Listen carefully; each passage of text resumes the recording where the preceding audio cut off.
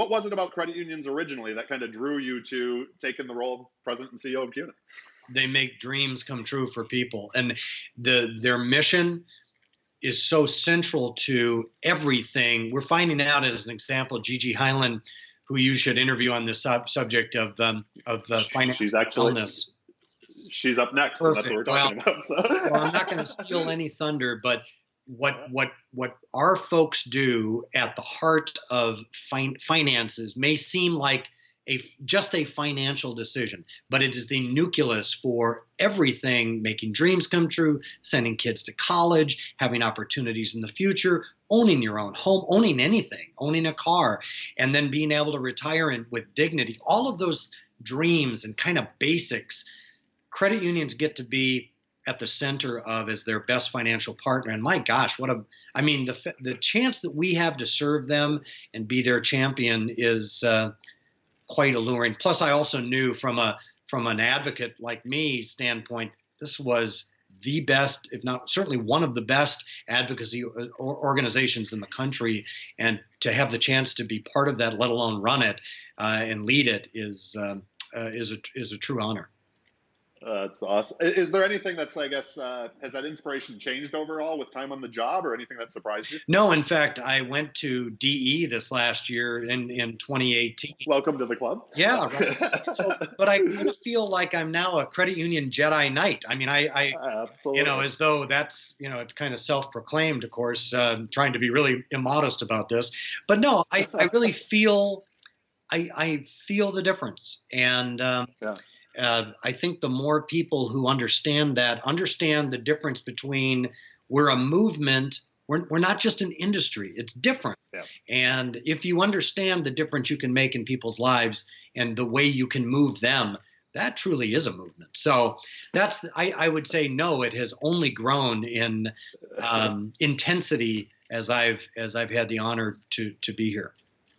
That's awesome. All right. I know that feeling. I went through DE a couple of years ago. Cool. It changed everything, right? Like I just sent my business partner through this past year. Oh, cool. And he said the same thing. So like one of the conversations we've been having with Gigi is like, what more can we do to tell more people about right. it? Because it does that kind of, it gets in you. So is there something like, do you have I'll give you an example. If my team hears me say fail fast, fail cheap, and then do it again, one more time, they probably want to poke me in the eye. Do you have some line that your team, like in every meeting, they're like, Jim, we know, they're finishing your sentence? Oh, I mean, I've used the words, growing is winning. I've always thought that's true about. But I actually, hold on 2 seconds. Hold on, what? 2 seconds. I'm going to do this. So I realize that's probably not good for live television, but I'll show you. Hey, it's all right. So I have this on my desk, and it's a saying that I've had on my desk since I came to Washington, and it says, it's a quote that is attributed to Ronald Reagan, and his signature is at the bottom. And it says, there is no limit to what a man can do or where he can go if he doesn't mind who gets the credit. And that's awesome. It is so true. I don't do anything here without a great team, and we as credit unions don't do. Our superpowers are based on our cooperative principles. The cooperative superpowers give us a chance to do things and impact people like nobody else, and our willingness to do that without caring who gets the credit is a blessing. It can be a curse sometimes because we need to tell our story better and be willing to take a little bit of that credit. But I agree with that completely. Yeah, but it's so important, and so I'm not sure if my staff would finish that sentence, but I can tell you, this has been on my desk. I look at it every day, and it's been on my desk for 20 years, ever since I came to Washington, and it has. Maybe I'm never this immodest. Or modest, or however. I hope I am. But I also know I don't do anything by myself. I've got a great team, and that's the only way you get anything done. Oh, that's awesome. I love it. Thanks for sharing that. The next question, it's interesting. I plan on asking, like I said, pretty much like everybody that I bring on the show. But for you, I feel like there's almost 3 parts of it, in the sense of how do you keep your message from a leadership standpoint to your team fresh? But also, I mean, how does your team then keep the message fresh to credit unions, and then how do you keep the credit union message fresh to Washington? So, Well, so like, here's another saying that, and I don't know where I stole this from, but I realized I did not make this up.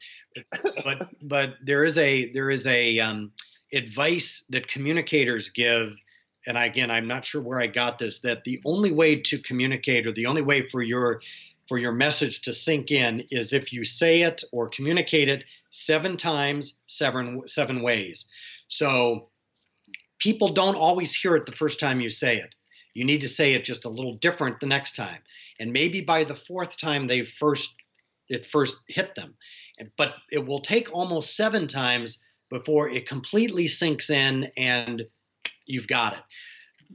That's a long way of saying that I think what we should realize is that communication is a constant. It's not a one and done. It's not a drop the mic effort ever. And even if you change it up a little bit every single time, I think it's important to repeat messages, stay consistent with those principles and messages if you want it to sink in and if you want it to have any impact.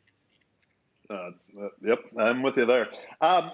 Quick question on this one, and I'll tell you I had the idea of this question before, but the Walmart CEO kind of brought something up too. Is that idea of like any hacks that you have when you're facing a challenge? He was talking about in the podcast I was listening to that sometimes he just clears the schedule for a few hours because he calls it like a fire sale or fire time, where he just needs to step away from something and go to his whiteboard and he draws out problems, and it's like, it's just him, and he just, so is there anything that, like, when you're facing a challenge, you and your team are working on something that you do to kind of keep moving that forward when you're kind of, hitting up against the wall? Yeah, I wouldn't do it in front of my team, but I literally, my release, both for stress and maybe to help me think, is to play guitar. It's a right brain, left brain kind of thing where I use a different part of the brain, and it helps, I think. And so for me, it's music. Stepping away in music. Stepping away and being able to think about it while you're doing something else will often help me deal with those kinds of challenges. So. Awesome. Well, last question on the leadership. I saw recently that you and Karen endowed a scholarship at your alma mater. So congratulations on that. Thank you. Seems awesome. Can you tell us a little bit more about that, and like what motivated you at this point of life that was important to the two of you? Giving back is, I think, for all of us, important. And when you first get a chance to do that in your life, I don't care how big or small it is, you realize the joy that is, especially if it isn't necessarily even attributed to you. So we don't have contact with the scholars. We want the school to make that decision. We want them to decide who has excelled. But the real reason for me, at every step along the way in my journey of my career and my learning path, there was always somebody there. Sometimes I knew them. Sometimes I didn't know them altogether well.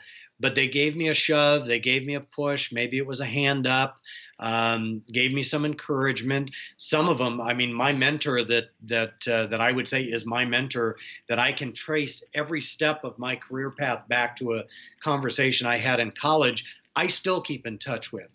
And there are people along the way like that who helped me, either encouragement, financially, whatever.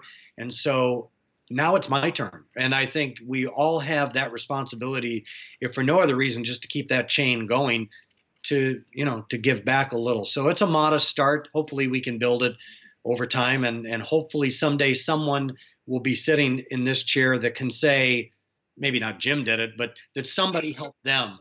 And the way I'm able to say that. So that's what I think both of us are trying to do.